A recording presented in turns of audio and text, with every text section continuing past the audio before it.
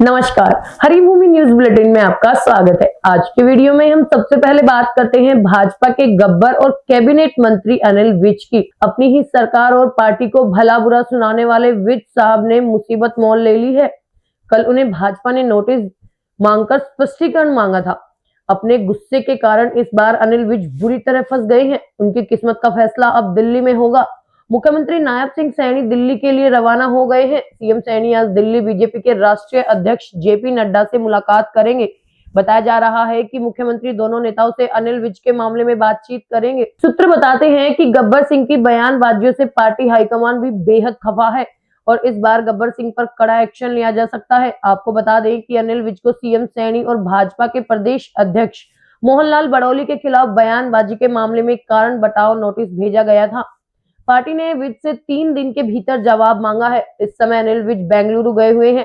वो आज शाम तक बेंगलुरु से लौटेंगे। ऐसा कहा जा रहा है कि सीएम सैनी की सहमति के बाद ही मोहनलाल बड़ौली की तरफ से अनिल विज को नोटिस भेजा गया है। प्रदेश अध्यक्ष मोहनलाल बड़ौली द्वारा जारी नोटिस में अनिल विज को कहा गया है कि दिल्ली में चुनाव के दौरान इस प्रकार की बयानबाजी से पार्टी की छवि को नुकसान होगा। ये जानते हुए भी आपने ये बयान दिया जो पूरी तरह से अस्वीकार्य है। राष्ट्रीय अध्यक्ष के निर्देशानुसार आपको ये कारण बताओ नोटिस जारी किया जा रहा है। आपसे अपेक्षा करते हैं कि 3 दिन में आप इस विषय पर लिखित स्पष्टीकरण दें। दरअसल अनिल विज ने यौन शोषण के एक कथित मामले में अपने ही प्रदेश अध्यक्ष मोहनलाल बड़ौली से नैतिकता के आधार पर इस्तीफा मांग लिया था। अब बात करते हैं हरियाणा कांग्रेस की। स्टेट इलेक्शन कमीशन ने कांग्रेस द्वारा मेयर चुनाव बैलेट पेपर से कराने की मांग रिजेक्ट कर दी है। कांग्रेस अध्यक्ष उदय भान, सीनियर लीडर अशोक अरोड़ा, गीता भुक्कल, पूर्व मंत्री करण दलाल समेत कई नेताओं ने स्टेट इलेक्शन कमीशन को लेटर लिखा था। आयोग की तरफ से इसका डिटेल जवाब आज कांग्रेस को दिया जाएगा। आपको बता दें कि कांग्रेस के नेताओं की तरफ से हरियाणा निकाय चुनाव उत्तराखंड की तर्ज पर बैलेट पेपर से कराने की मांग की गई थी। पार्टी के कई नेताओं ने state election commissioner Dhanpat Singh को ज्ञापन सौंपा था। ज्ञापन देने के बाद प्रदेश अध्यक्ष उदय भान ने कहा था कि नगर निकाय चुनाव ईवीएम की बजाय बैलेट से होने चाहिए। उदय भान ने दावा किया था कि ईवीएम से धांधली होती है और चुनाव निष्पक्ष तरीके से नहीं हो पाता है। कांग्रेस प्रदेश अध्यक्ष उदय भान ने यह भी कहा था कि जब उत्तराखंड में बैलेट पेपर से चुनाव हो सकता है तो हरियाणा में क्यों नहीं हो सकता। उदय भान ने बीजेपी पर तंज कसते हुए कहा था कि भाजपा की सरकार बैलेट पेपर से चुनाव नहीं कराना चाहती, क्योंकि अगर बैलेट पेपर से चुनाव होगा तो बीजेपी को हार का सामना करना पड़ेगा। अगली खबर रोहतक से आ रही है। रोहतक में एक युवक की तेजधार हथियार से काटकर हत्या करने का मामला प्रकाश में आया है। युवक की हत्या के बाद उसका शव खरावड़ गांव की पुलिस चौकी के पास पुल के नीचे झाड़ियों में फेंक दिया गया। शव मिलने की सूचना पर आईएमटी थाना पुलिस मौके पर पहुंची और शव को कब्जे में लेकर जांच शुरू की। पुलिस ने मौके पर पहुंचकर शव को मुआयना किया तो शरीर पर तेजधार हथियारों से वार करने के निशान मिले। युवक की हत्या कर शव को छुपाने के इरादे से झाड़ियों में फेंका गया था।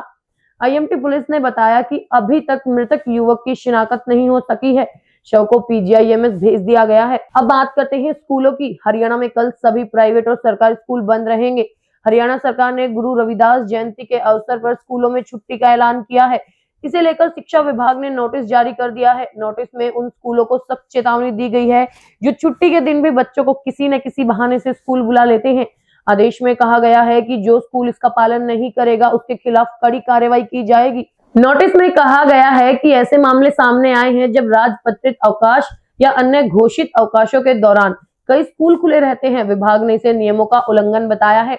अंत में बात करते हैं यमुनानगर की, जहां कस्बा छछरौली के गांव तुगलपुर में बेटे की मामूली गलती के चलते पिता ने उस पर 4 राउंड फायर कर दिए। गनीमत रही कि इस फायरिंग में उसका बेटा जगजीत सिंह बाल बाल बच गया।